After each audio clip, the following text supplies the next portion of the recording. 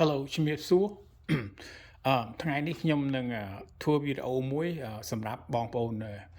យើងណាដែលមានឡានដាច់ភ្លើងដាច់ចង់ដឹងពីរបៀបផ្លាស់ប្ដូរឡាន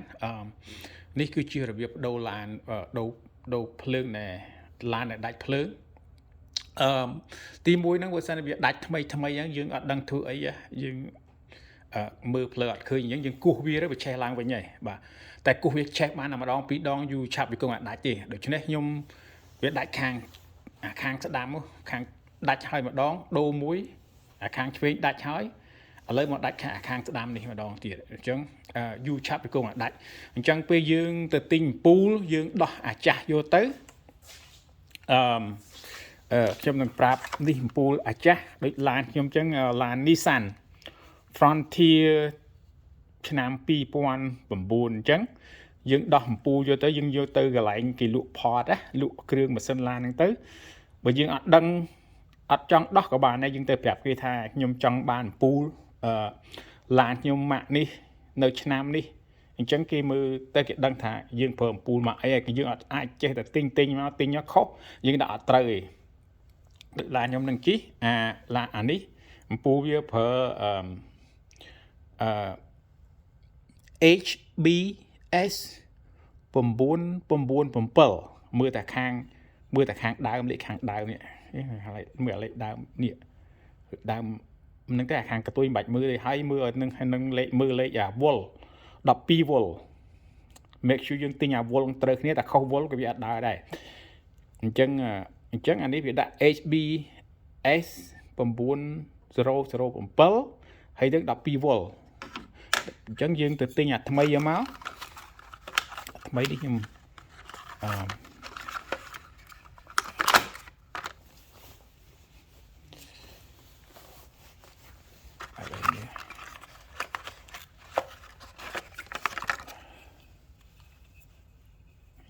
ដូចគ្នាវាដាក់ថា HBS 9007 12វ៉ុលដូចគ្នាណាអញ្ចឹងខ្ញុំនឹងប្រាប់ពីពិធីដូរឥឡូវខ្ញុំឃើញខាងនេះវាដាច់ខាងនេះភ្លើងឥឡូវខ្ញុំបិទភ្លើងឡានសិនអូខេបណ្ដាប់តែយើងដែលត្រូវដូរយើងអត់ត្រូវការច្រើនទេយើងត្រូវការតែទល់វិសមួយហើយនឹងពិលមួយបាទពិលហ្នឹងដើម្បី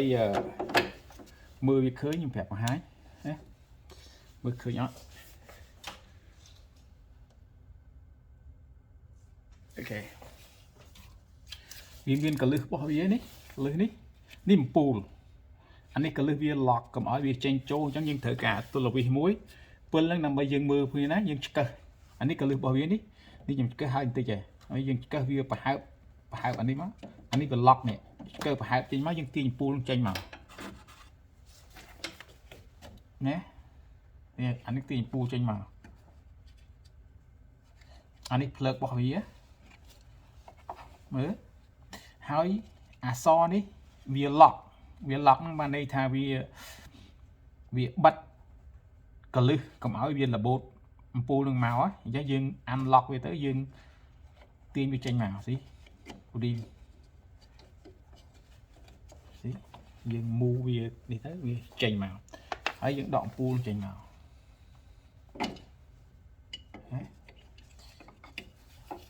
អំពូលណាតែយើងដាក់ថ្មីចូលទៅ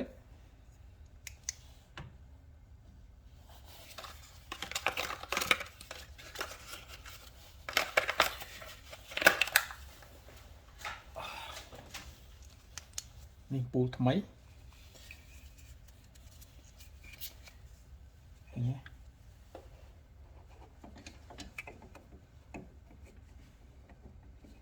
វាមានកលឹះរបស់វាណាយើងរុញវាចូលភ្លក់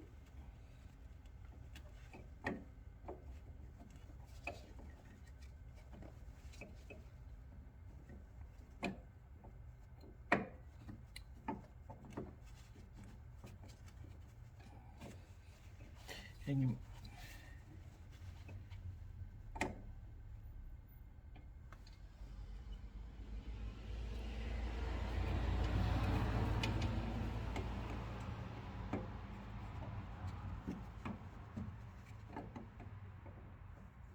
có lươn này dương cái dương sợi vì tui với run việt tui nè cái dương việt tui bị cái này dương đã trâu đó tôi phục vào đây dương toàn plug cái dương đã đạn đi trâu sẵn tay dương mưa hàng mục á make sure មួយស្មើគ្នាយើងដាក់ទៅវាត្រង់វាស្មើគ្នាកុំឲ្យវាវាអញ្ចឹងតែវាអានេះវា lock វាជាប់អីវាត្រូវហើយអូខេដាក់វិញយើងដោះអាម៉េចយើងដាក់វិញតែអញ្ចឹងយើងដាក់អក្សរនេះមុន lock វាសិននេះយើងដាក់ហើយយើងមូលមកខាងស្ដាំជាប់ហើយវាអត់អា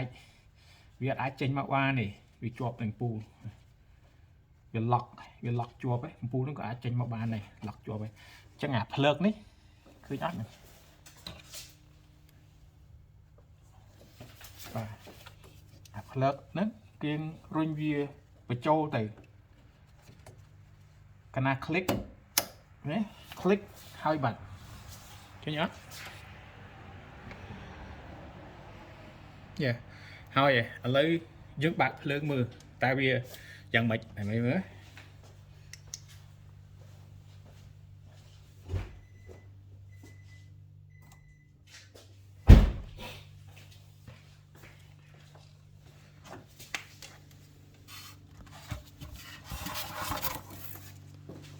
ស៊ីឆេះវិញបាត់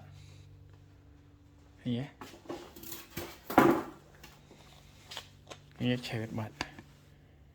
ហ្នឹងគឺជារបៀបដូរភ្លើងបាទ